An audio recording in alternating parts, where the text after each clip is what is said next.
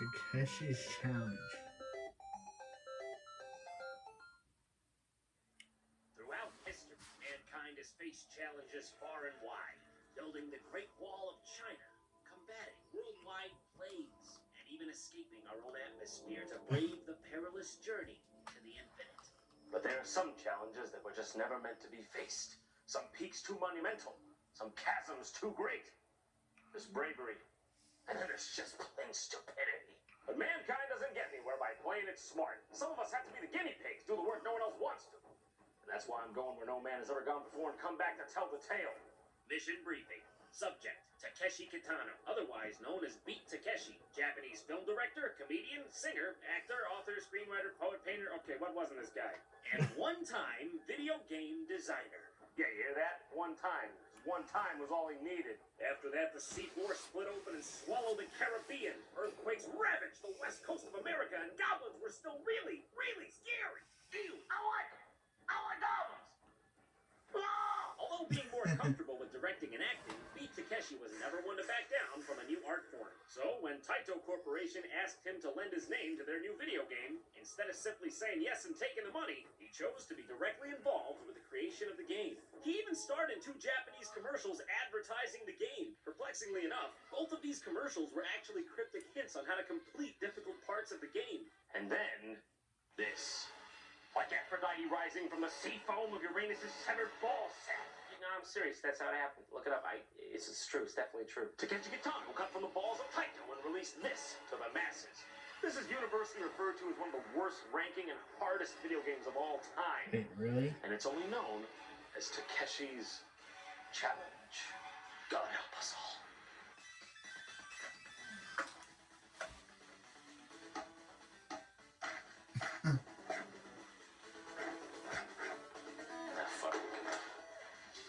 Here it is. You're looking at the very same image 1,000 Japanese kids saw on Christmas morning 1986. Put your mind into theirs. Feel the pain. Feel the anger. And first off, I just want to say there's a password guard in front of this password screen here, and you can just punch him and get a game over before you even play the game. Game over? I think there has to be a game first for it to be over.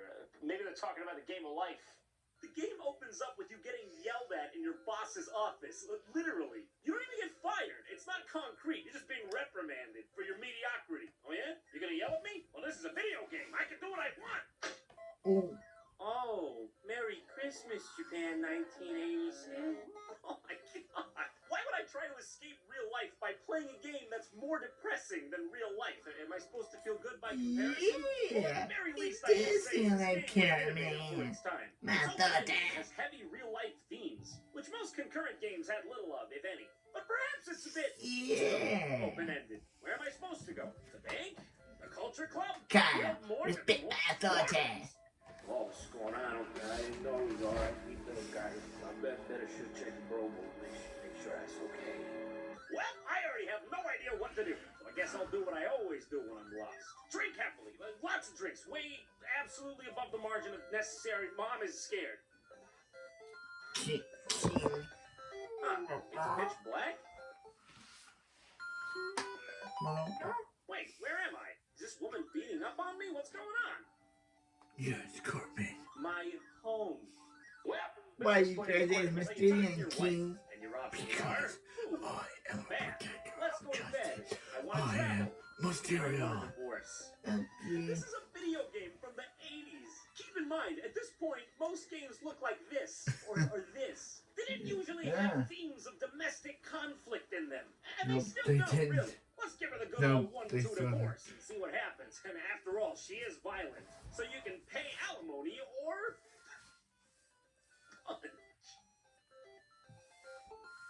punch.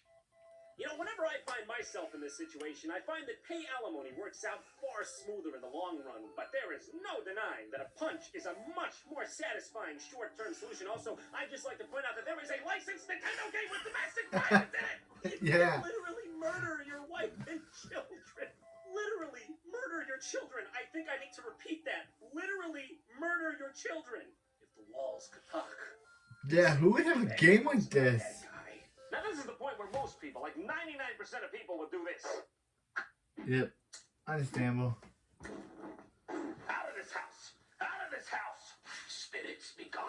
this house. But this isn't most people.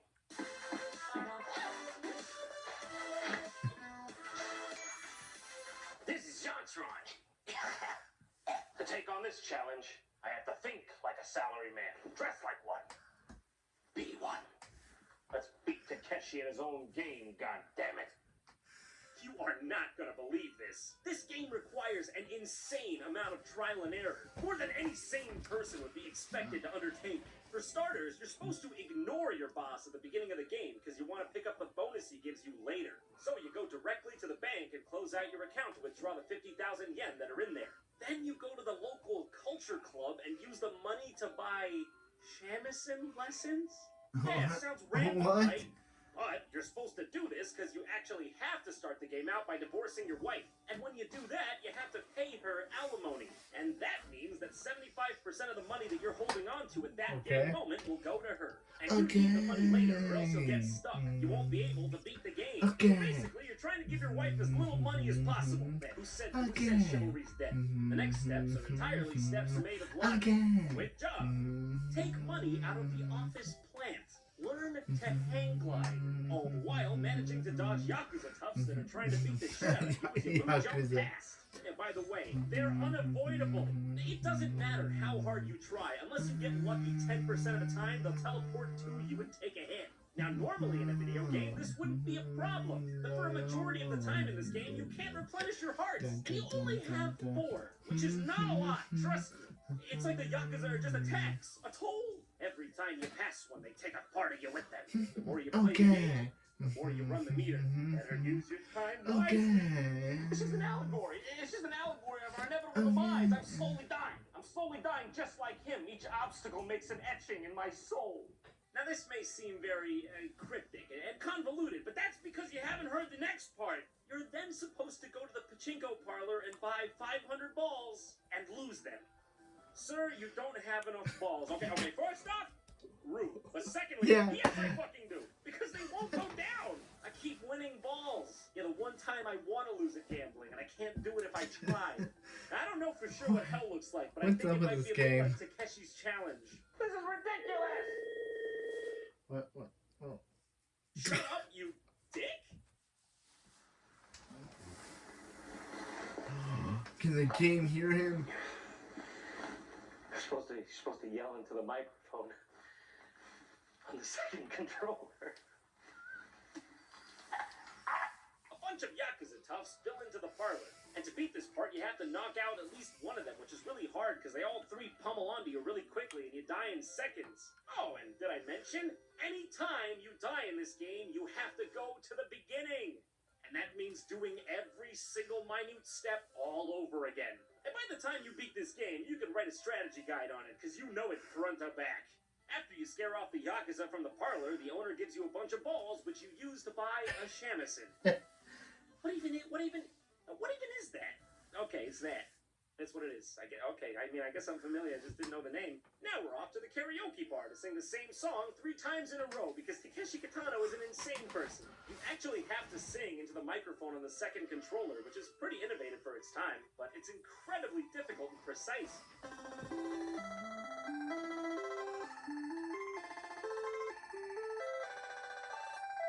Once you've completed the songs, guess what happens? Guess what? A bunch of Yakuza storm into the bar, and you have to beat the shit out of all of them again, on the same hearts. Then, just in the nick of time, an old man comes in and gives you a map. And then you beat the shit out of him. It's not even an option. You have to do that. But when you look at the map, of course, it's blank. To reveal it, you have to let it soak in water and wait 5 minutes, but not more than 10, and then cry into the microphone, or bathe it in sunlight and let the controller sit for an hour. Arbitrary wait times. What do you know? It's an early MMO. Now that we've got our treasure map, I say it's off to the South Pacific. No, seriously, you head to the airport and board a plane for the South Pacific. You know, this only just dawned on me right now, but do you realize that this is a Nintendo game in which you quit your job, divorce your wife, and go treasure hunting? Yep. 10 out of 10, 100 out of 100, best king.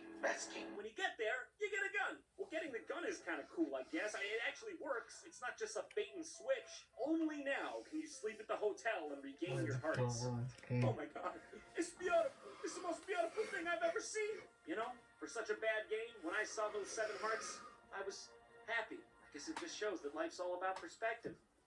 Okay, this next part, I can't even stress enough.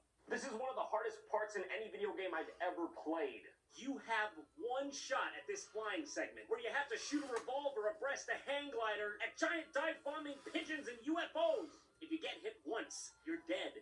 Game over. And you know what that means? Divorce your wife, sing the karaoke, question if it's ethical to eat Mormons, do the whole thing over again just to have another go at What is this game's insane? 20, 30 times before you get this. Why would Takeshi think this game was a good idea? But once you drop altitude, the only way you can go back up is to hit one of these gusts of wind, which you can accidentally... We just saw Christmas with the Cranks in the last John Tron video. I shot the wind again, And that was insane. Can you even fathom how hard this is? Was a human actually intended to be able to overcome this? After a while, it breaks you down. The only thing that keeps you going is the thought of what's coming next, the thought of winning. You can't let him beat you. It was designed to beat you. And you want to know how hard this game is? I started this review in 2012. Come on, I have to do this. I can't stop until I do this. Please, please. Oh my God. Oh my God, I did it. I did it. I got there. I got to the island. I'm finally here. I'm in the treasure cave. This is the final stretch. Of course, they wouldn't give you a break either. There's literally enemies oozing from every crack of this cave. Talk about having some PTSD. You're looking at this while having flashbacks, having to do the goddamn fucking pigeon section again. It's a non-stop barrage of scorpions, amoebas, pirates, skeletons, and flame balls. I swear to God, I don't even think you could beat this segment if there wasn't a built-in exploit to the game, which is if you pause the game and unpause it, all the enemies reset. And then, finally, you see it just out of the corner of your eye. Not everyone is created equal. Not in a racist way, I'm talking more about willpower. Sorry if you thought that was a racist or sexist comment. Some are quicker to make an excuse than a commitment. But we live in a world where if you don't decide to be the very best, someone will step up and be happy to take your place. Today we've scaled a new peak, and you know what? View's pretty good from up here. Takeshi, I beat your challenge. To the victor go the spoils. What do I win? Amazing. That's it. That's all it is. This is amazing, and it's just his face in the corner.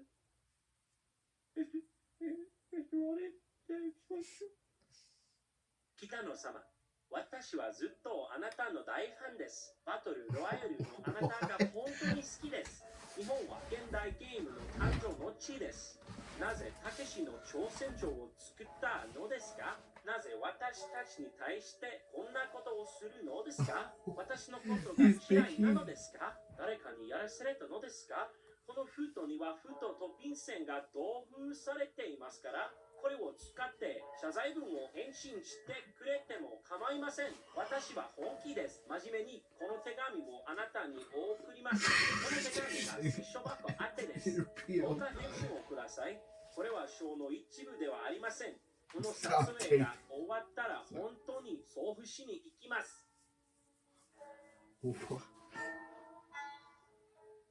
Toxic baking, 2 out of 10. Okay. Thanks for watching. If you want to stay up to date on